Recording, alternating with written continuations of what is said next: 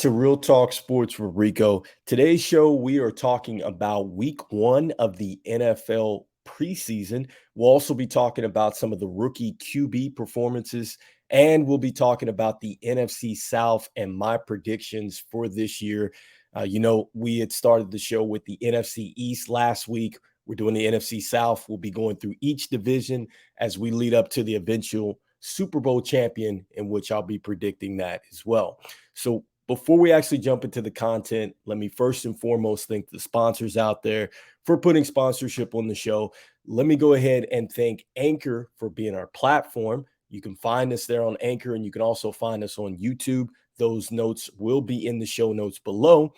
And I also want to thank the fans out there for chiming in on a week-to-week basis and listening to the show and helping us drive content. So without further ado, let us jump into the NFC South, where we will be talking about each team here, and I will be talking about who ultimately I think is going to win this division.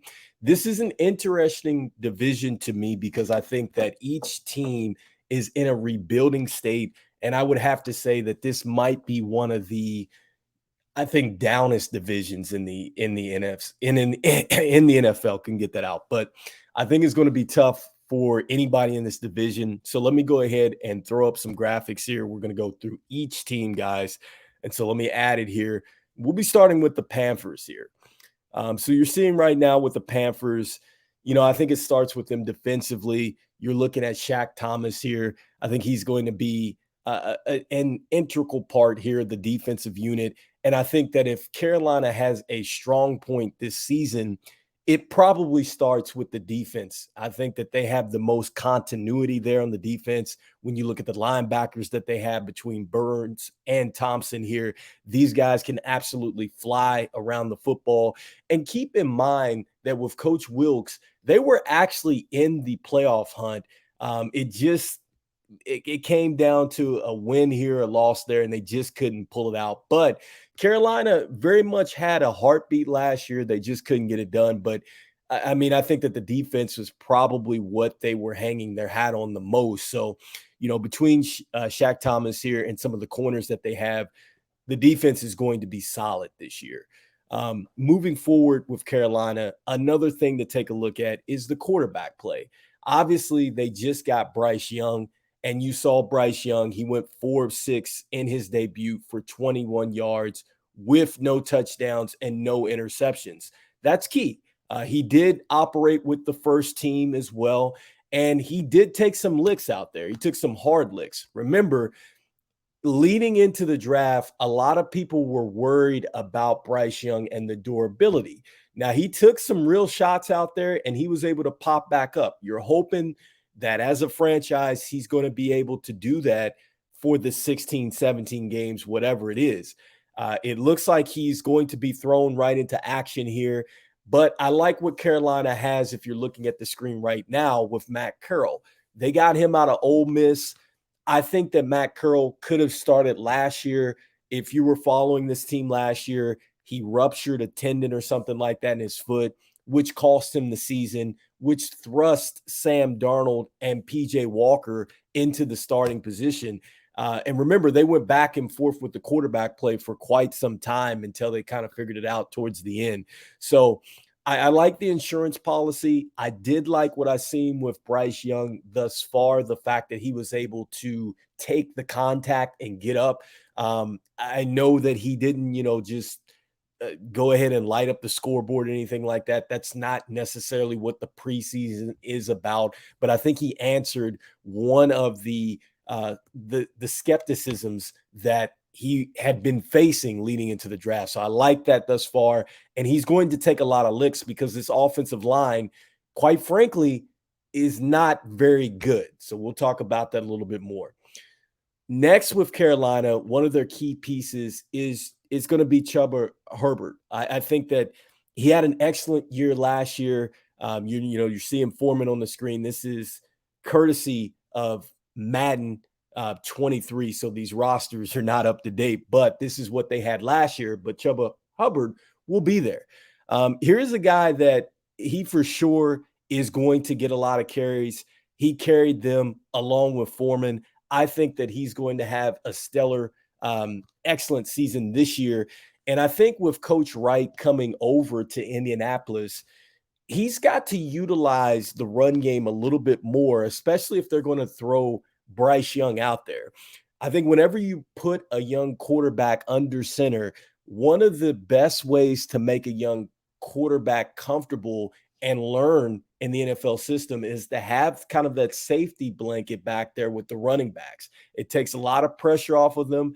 It doesn't necessarily put your quarterback in a position where they're going to have to go out there and they're going to have to win a lot of games with their arm.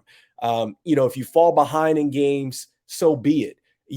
Obviously he's going to learn on the fly there if Carolina's getting blown out, but to ease him in the games or maybe to keep the game close to make play the game for you, a good running game certainly goes a long way for a young quarterback. I think that Chuba Herbert is going to be a huge factor in helping him. Next up, we'll move to the next team here, and that is the Atlanta Falcons. The Atlanta Falcons have some of the most interesting pieces on the offensive end in all of this division, starting with Desmond Ridder. It's going to be his show. Got a chance to look at him play for Cincinnati the year before. He came in late for Marcus Mariota. And to be honest with you, he plays a lot like Marcus Mariota, but he has maybe a little bit more, I shouldn't say a better arm, but maybe he's more NFL ready in the sense that I think he's ready to make the kind of NFL reads right off the bat. I think Marcus Mariota, when he first came out with the Titans, it was a little bit of a learning curve. But with Desmond Ridder, he seems to me like he has the mindset, the certain level of calmness and poise of a person that has been in the league for about 2 or 3 years. And I think that that's something that a lot of the Falcons are really saying in the camps. They really feel comfortable with this guy being at center, and it doesn't feel like this guy is going into his second year. That's a plus because this roster is very young, especially on the defensive end. I think that Atlanta gave up a lot of points last season, and to ride the ship, they're going to have to score at a high clip or they're going to have to hold the opposing defense on the field a lot longer. Now, I like the fact that they have gone out and they have gotten Bijan Robinson. Now, that is going to be key for them. I just talked about how the defense, it struggled last season. The best way to wear out an opposing defense is to keep your offense on the field. I think Bijan Robinson is going to be dynamic. I feel like they're going to split him out. I feel like they're going to use him in the single back. I feel like they're going to put 2 backs behind you. I feel like they're going to use Bijan Robinson in every way possible. You look at the fact that you have him and you have Desmond Ridder, who has wheels as well. These guys are going to run a lot of RPOs. They're going to run a lot of play fakes at you.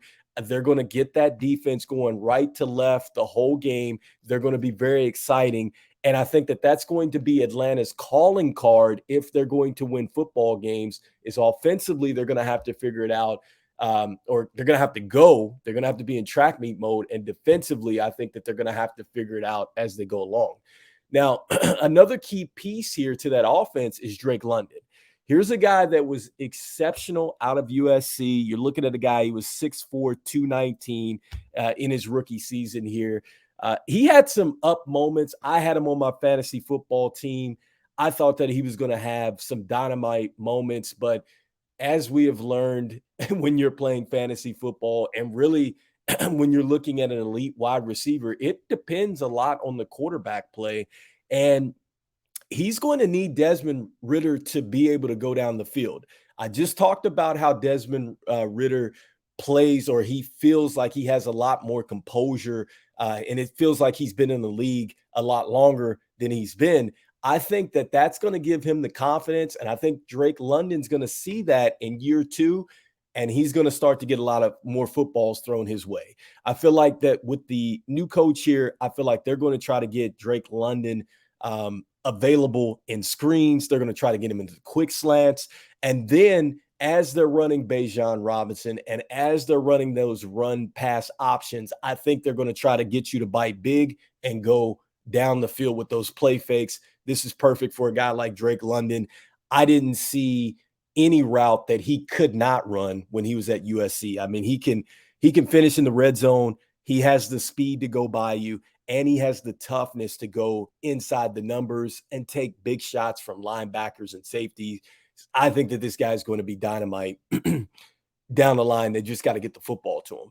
Next up, you're looking at a guy that everybody is wondering what is going on with Kyle Pitts. Okay, he had the knee surgery, and supposedly the knee surgery went well, but he's not participating in a lot of drills.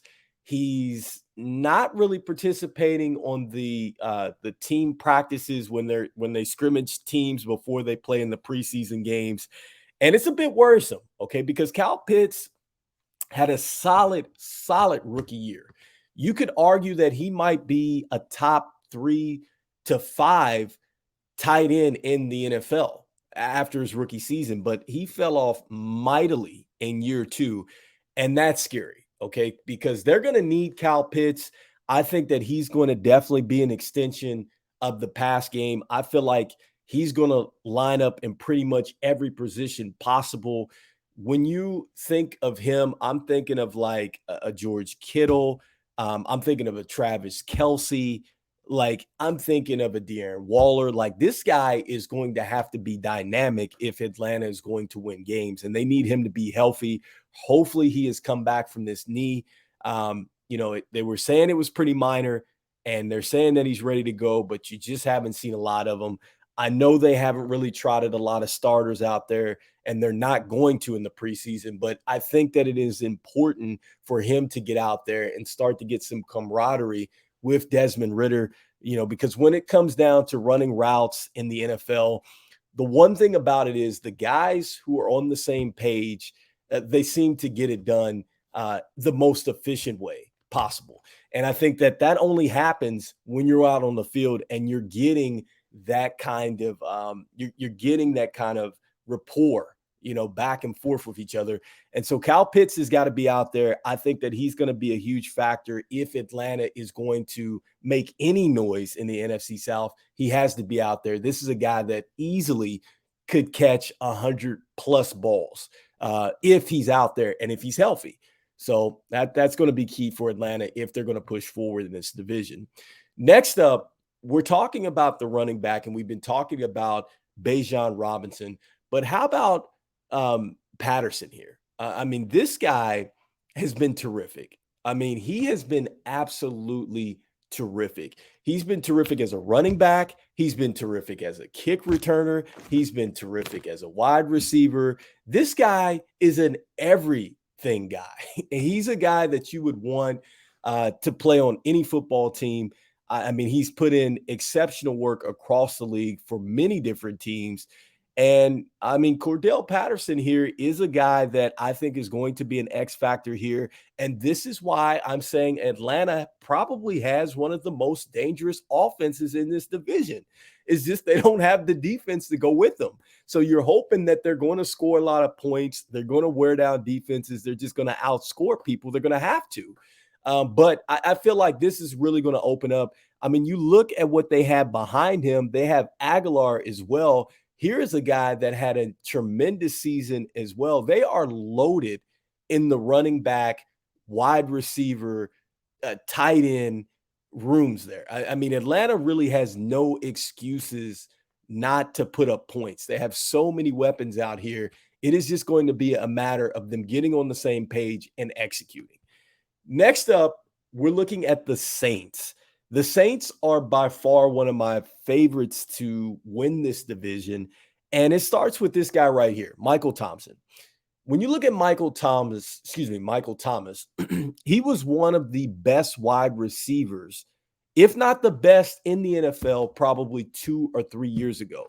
This is a guy that got 100+ catches multiple times, and pretty much if you threw the slant, it was just an automatic first down or an automatic touchdown. He was that electric with Drew Brees. As the injuries piled up after he signed that big contract, I think he's only probably played in maybe 12, 15 games at max. And so he's had various injuries, but they're saying this year he's looked the most spry. He's looked really refreshed.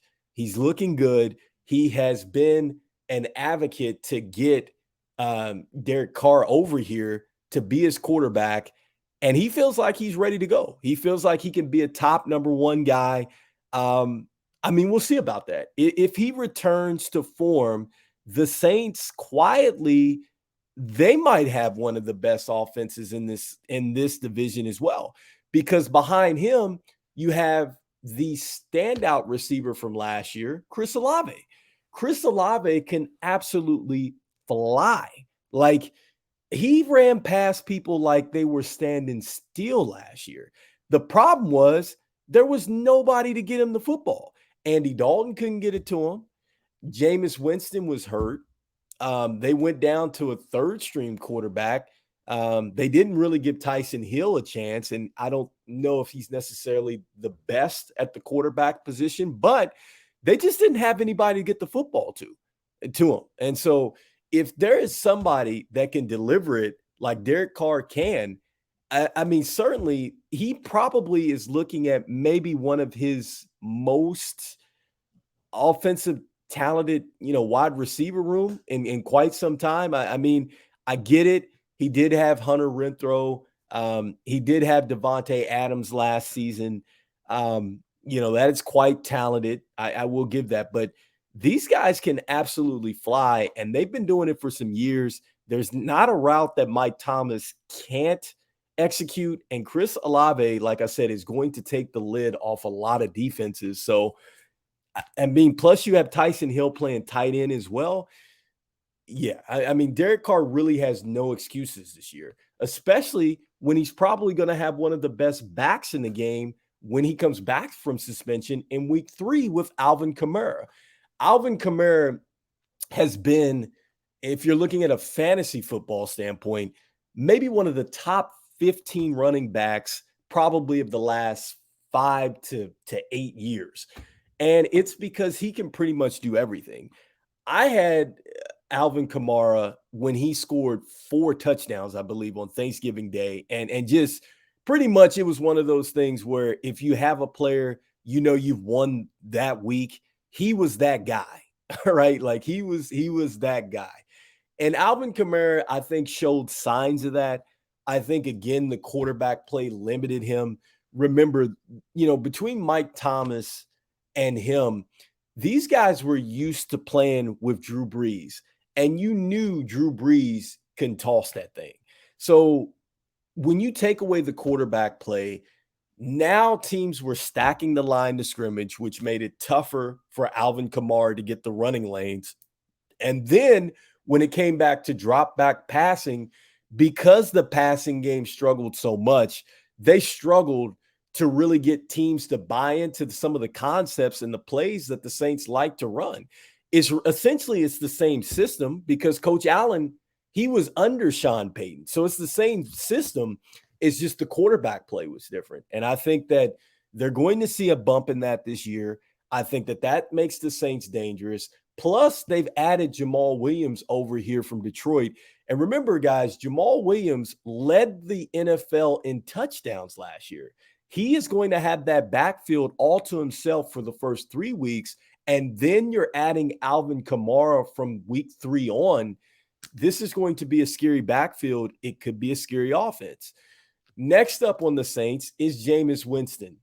Jameis Winston is still on the roster along with Tyson Hill.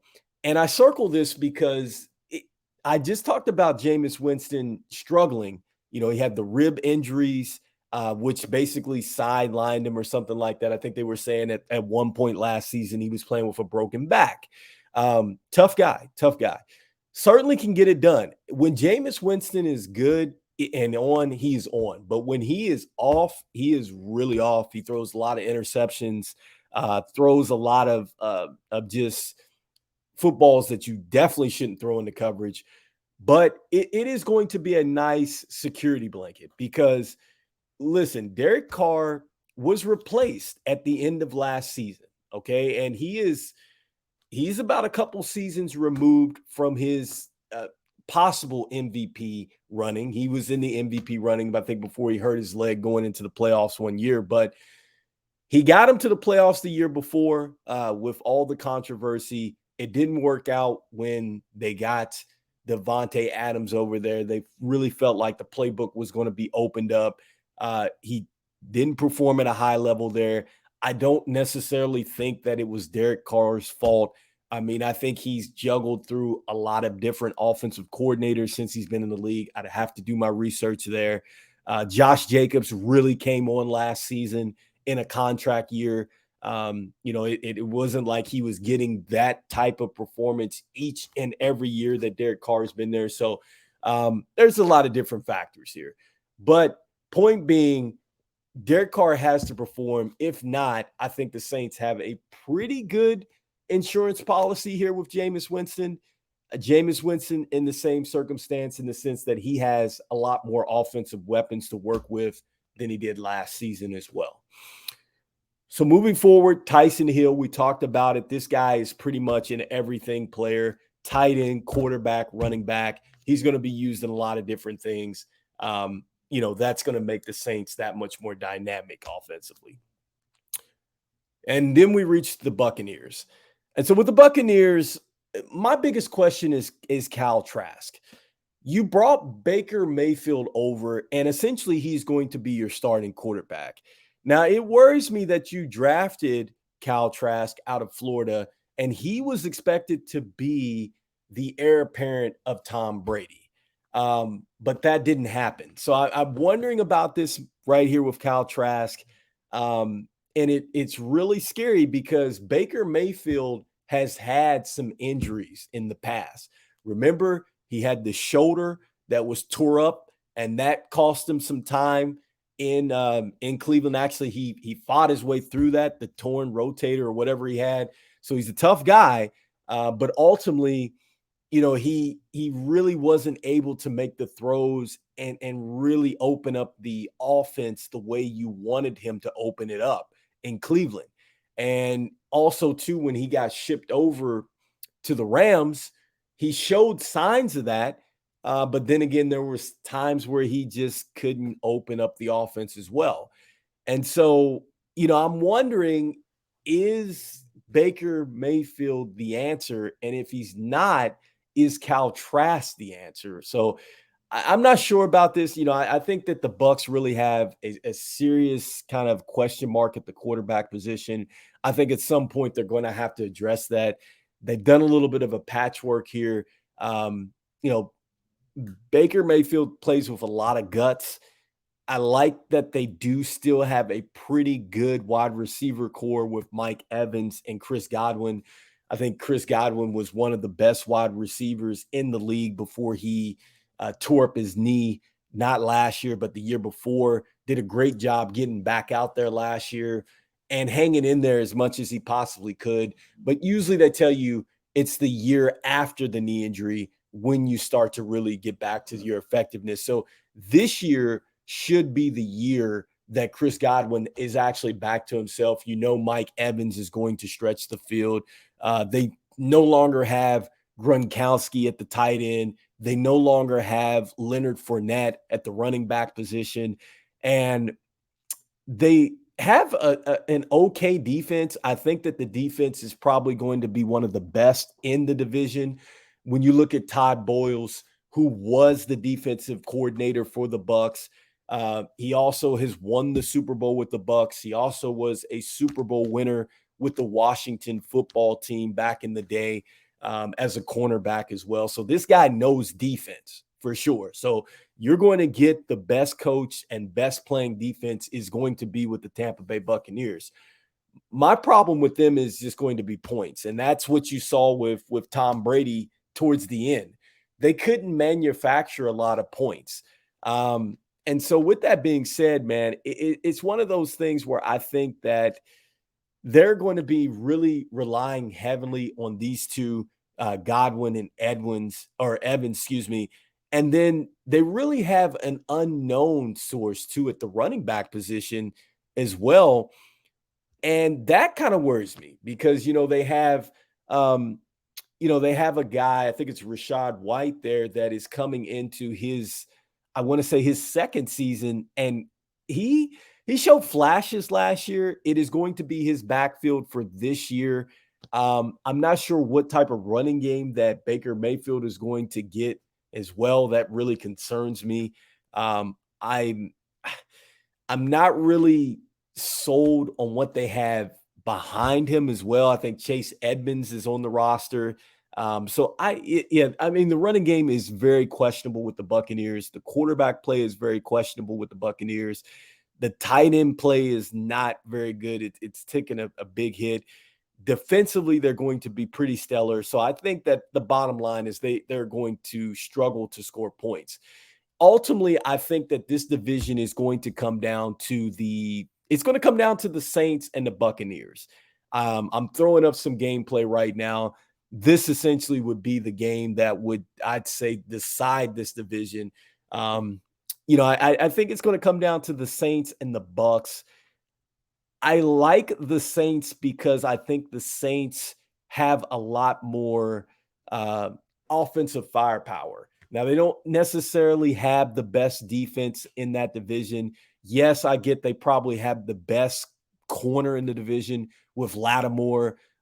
They definitely have the upfront presence, with their defensive lineman that they just signed here in the offseason again.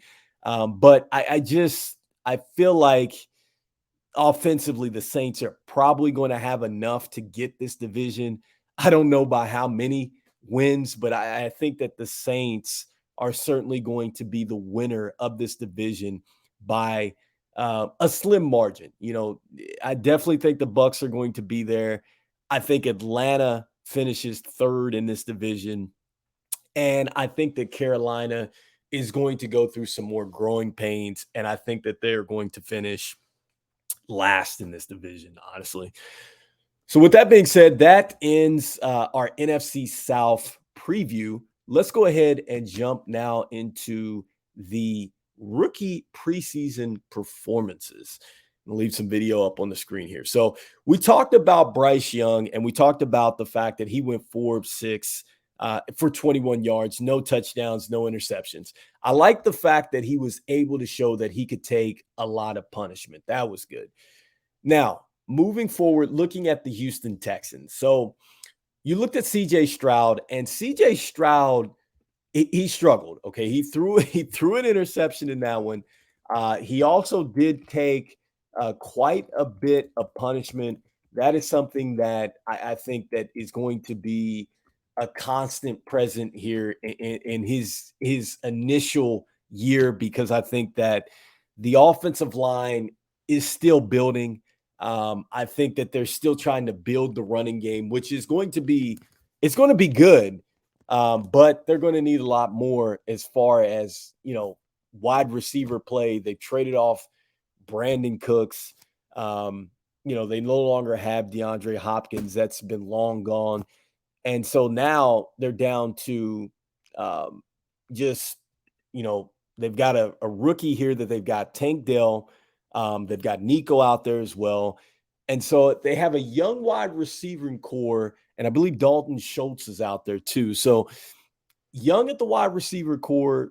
And I think CJ Stroud showed that he's a rookie. He's a rookie just like all the other rookies here. And I think that he played well in spurts, but I also think that it was just a rough debut only because he got picked there and it was an ill-advised throw. I mean, it was the same thing for Anthony Richardson as well. He got kind of tossed in there and it looked like his throw was errant. And I think with Anthony Richardson, the one thing that I saw with him is his interception. He tried to go and do a lot of what he did when he was in college, where he could just get away with the athleticism. And when I say that, when he threw the ball, he didn't even have his feet set. It's almost like he was kind of like backpedaling and he threw it off of 2 feet versus kind of planting into the ground, stepping into it and throwing in there. And I think that kind of got him into trouble. So I think that that's one thing that I think that Anthony Richardson kind of learned. And with CJ Stroud, I think he just learned, man, that, the corners at the next level, they break on those footballs a lot more faster than what they do in college. And so ultimately speaking, I think with the quarterback performances, I think what you saw is that they're just rookies. And so I would give them pretty much an A, for the effort. It's the preseason. It is what you expected of them. I mean, I think a lot of people think that when you get these rookie quarterbacks, they're honestly just going to turn around the franchise like that. And it just doesn't happen like that, guys. Like, I mean, if you're playing in a video game, of course, you can pick up and take a guy and you can take a team that was, 3 and whatever, and you can make them, 13 and whatever the next season, if you're playing in that land. But it takes a lot of moving pieces for quarterbacks to just kind of step in and make plays at the NFL level.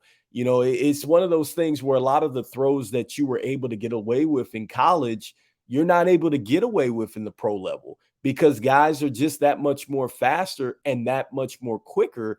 And a lot of the balls sometimes that you think are uncatchable are really catchable, for both sides, for not only the wide receiver that you're throwing to, but also to the defender is so much more better. They can actually get to those things that you think are uncatchable. So the stuff that you may even be trying to throw away or think that you're throwing away, those might turn into picks. So, it's just one of those things where I think it was a learning experience there. I think that they're going to get a lot better there. I think that, CJ Stroud, I like what they did there with CJ Stroud. I like the fact that they did split the time with him with Davis Mills.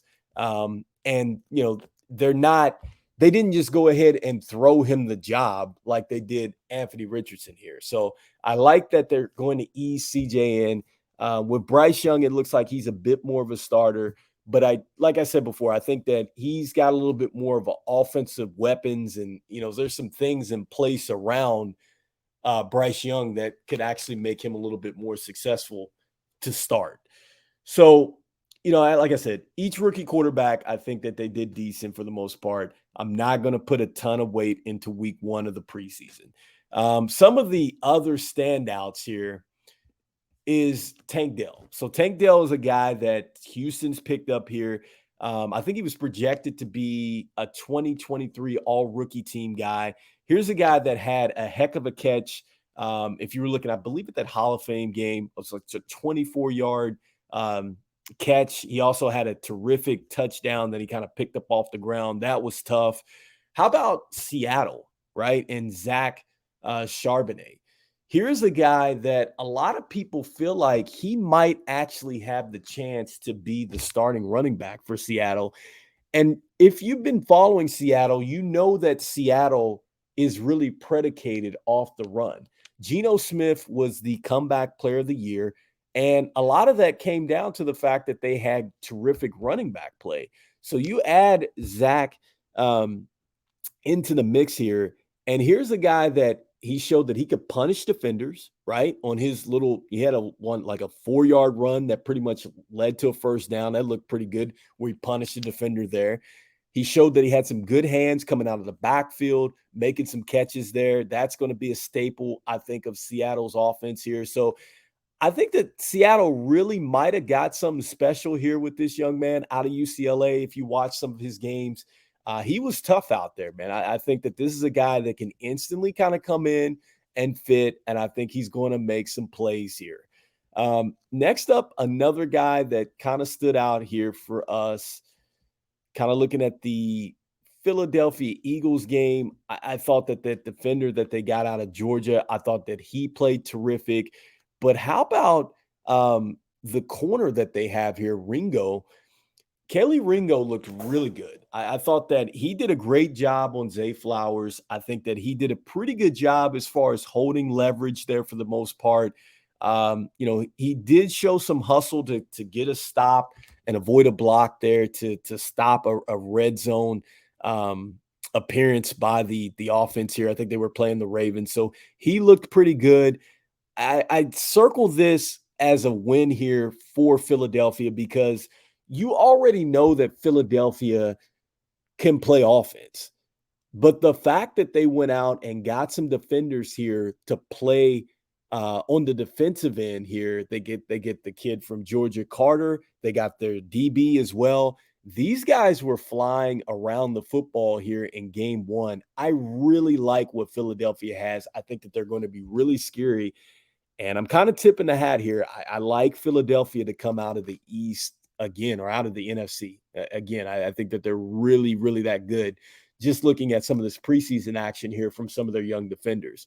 Another guy that I think is a surprise sleeper for the Chargers, okay? Darius Davis. Definitely keep an eye out for this name, Darius Davis. Guy played for TCU. TCU was absolutely dynamite last year, but the Chargers have got a new offensive scheme. Word around camp is they've got something here that is going to unlock Justin Herbert here. And if you're thinking about a healthy Mike Williams, right? You're thinking about the fact that they're going to get Austin Eckler back, hopefully at a high clip, healthy there, right? And then you add this guy as well. Here's a guy that went for 81 yards on his return for a score here. Definitely showed that he had some dynamic speed here.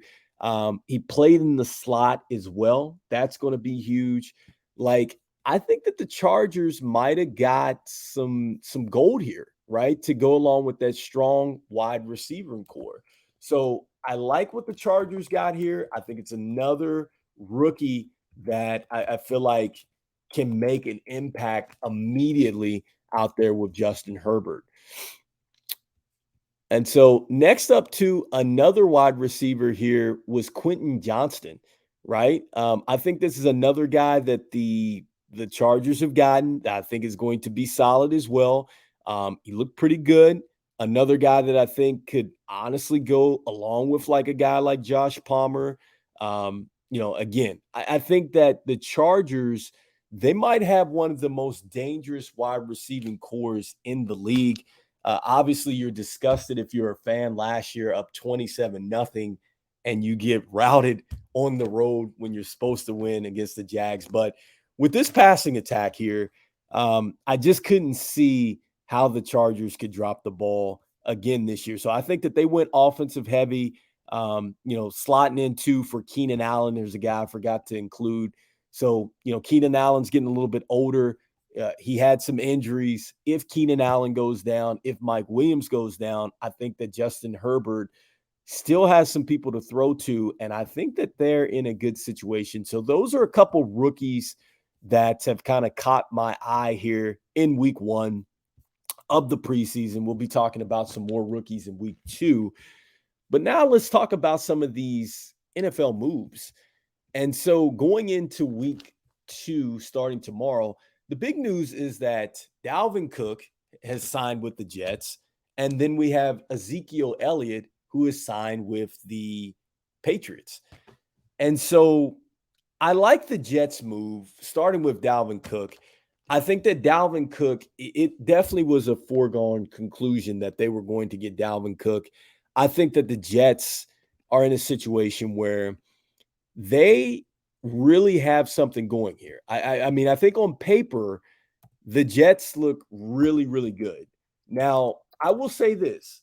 If history does repeat itself, the last time the Jets traded for and got a Green Bay quarterback, it was Brett Favre. Last time Brett Favre was there, they were actually pretty good. They were playoff contention team. I think they might have went to the playoffs. I'd have to go back and check and see. I do remember Brett Favre did get hurt at the end of the year. He had to get a surgery on his shoulder. Ended up going to Minnesota and having some good years there. Now, if it's anything like when Brett Favre went there, the Jets are going to be good. A lot of people are talking about Garrett Wilson, which I think he is going to have a great year. Here's a guy that easily I think is going to be in the 100-plus catch club. I think that he is going to be the wide receiver one. You add Dalvin Cook there, who is for sure can be running back one. But then at some point they're going to get Breece Hall back.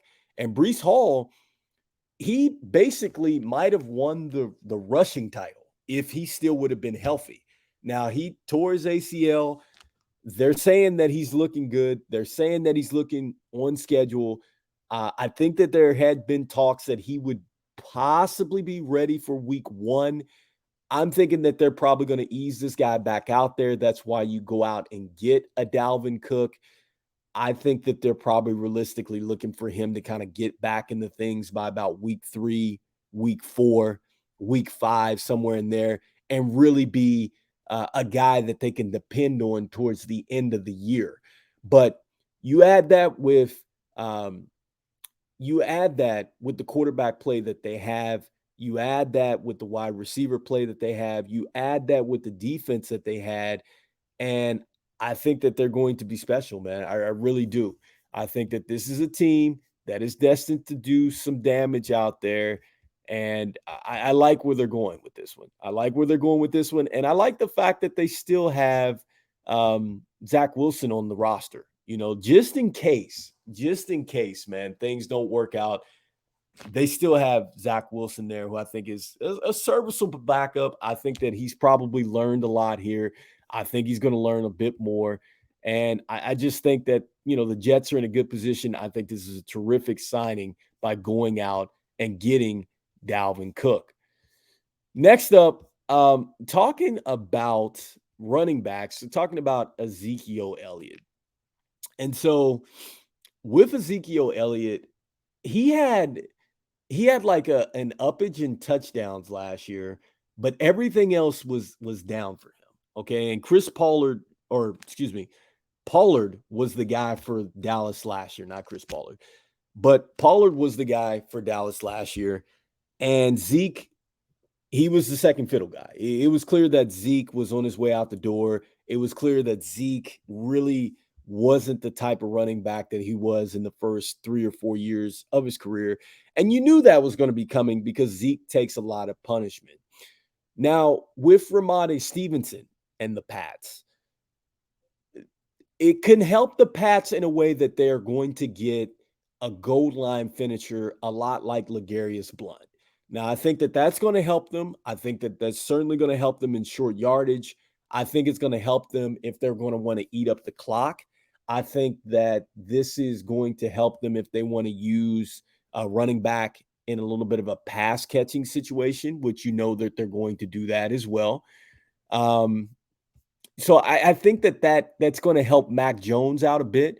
It does help you in the case that Ramondre Stevenson does go out like he did last year with that ankle. That's going to help you. So I think that it's going to help the Pats, but I don't know if it's going to move the needle for the Pats. Like, I still have an issue with the Pats because I'm saying to myself, the one thing that the Pats couldn't do is they couldn't throw the ball. And really, they couldn't lift the top off defenses. Like, Ramondre Stevenson was terrific. And in a lot of ways, he was their best running back, their best wide receiver, their best tight end, their best goal line scorer. Like, he was their best everything. And I think if Mac Jones is not able to get the ball down the field, at some point, when do the Patriots actually go out there and get them a strong number one? Now, is Juju Schuster the answer? I don't know. Juju Schuster was supposed to be the number one guy at the Chiefs. I didn't really see that. I didn't really see that with the Pittsburgh Steelers either. He showed flashes, but I didn't really see that. And so I'm not sure where that's going to lead to with Zeke, because Zeke, to be effective for you, I've mentioned that his touchdowns went up, but that was because he was near the goal line. So you have to do things that are going to get your team down to the goal line. So we'll see with the Pats on that one. Like, I think that the Dalvin Cook signing is a lot better than what you're going to get with Ezekiel Elliott off the top. I could be wrong with that. And so with that being said, guys, that essentially is today's show here. I rambled on about the NFC South and talked a bit about the preview and who I think is going to win here. You're looking at that right now. If you're looking at the podcast, you're looking at possibly the two best teams, I think, in the NFC South. And I think the Saints ultimately would win here. Um, we talked here about the NFL rookie preseason performances. We talked about the quarterbacks and how I thought that they'll be fine. We also talked about some other rookies as well that I think are going to be making impacts for teams and why we think so. We also talked about some of these moves with these running back signings here with Dalvin Cook and Ezekiel Elliott, respectively, to their teams.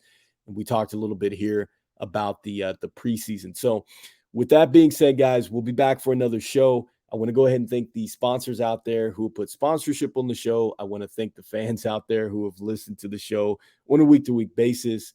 This is Rico with Real Talk Sports. We'll be back for another show, guys. Take care.